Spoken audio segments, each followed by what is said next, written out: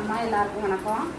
இப்போ வந்து நாங்கள் காரைக்குடி கிட்ட இந்த பிள்ளைக்கு முடியாமல் கிடந்து எனக்கு ஒருத்தர் கால் பண்ணாங்க. நேற்று பண்ணினாங்க. நேற்று போக எனக்கு நேரம் இல்லை. அதோட மத்தியானம் 1 மணிக்கு கிளம்பி போனோம்.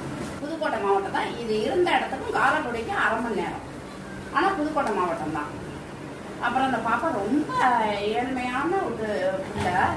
அது வந்து இது எங்க கடந்துச்சுன்னா என்ன இது எங்க கடந்துச்சுன்னா காட்டுக்குள்ள கடந்துருக்கு. கட்டப்பையில கட்டி அதை இறக்கணுன்னே கொண்டாந்து போட்டிருக்காங்க. அப்புறம் அவங்க காடு கடைக்கு போனவங்க பார்த்துட்டு என்ன முந்திக்கிட்டே கிடக்கு, வெளியே வர முடியலையாம். அதுக்கப்புறம் அந்த பாப்பா தூக்கிட்டு வந்து குளிர்பாட்டி மஞ்சள் அது ஓரமா கூட போடல, உள்ள போட்டிருந்தாங்களாம். அவன் இடக்கே கஷ்டமாயிடுச்சு. போட்டு இருந்திருக்காங்க. எப்படியோ அதுக்கு ஒரு இடம் அடைக்கலமா கிடைக்கணும்னு ஆண்டவன் எழுதி வச்சானா என்னன்னு தெரியல. அதுக்கு ஒரு இடம் கிடைக்கிறதுக்காக இது உயிரை காப்பாத்தி ஒருத்தர் மூலியமா தெரிஞ்சு இவங்களை வந்து அவங்க தூக்கிட்டு போய் வச்சிருந்திருக்காங்க 4 நாள். அவங்களால முடிஞ்ச உதவியே செஞ்சிருக்காங்க. ஆஸ்பத்திரி கொண்டு போகல.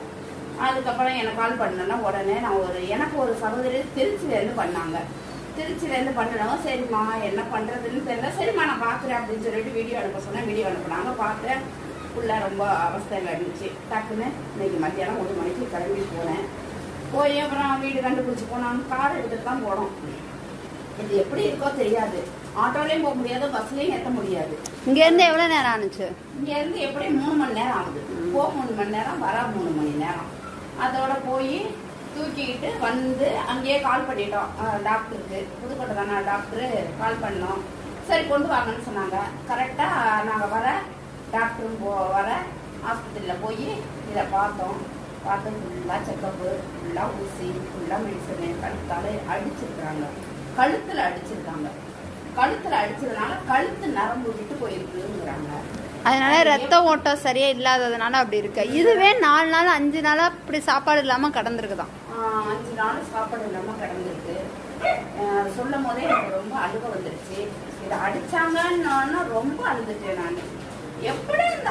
எப்படி அது மனநிலை இருந்திருக்கும்? நம்மளே ஒருத்தர் ரூம்குள்ள போட்டு அடிச்சா நமக்கு எப்படி மனநிலை இருக்கும்? அப்படிங்கிறப்ப இது என்ன பாடுபட்டிருக்கோம். அடிய என்ன பாடுபட்டிருக்கோம். ஏமா பாப்பா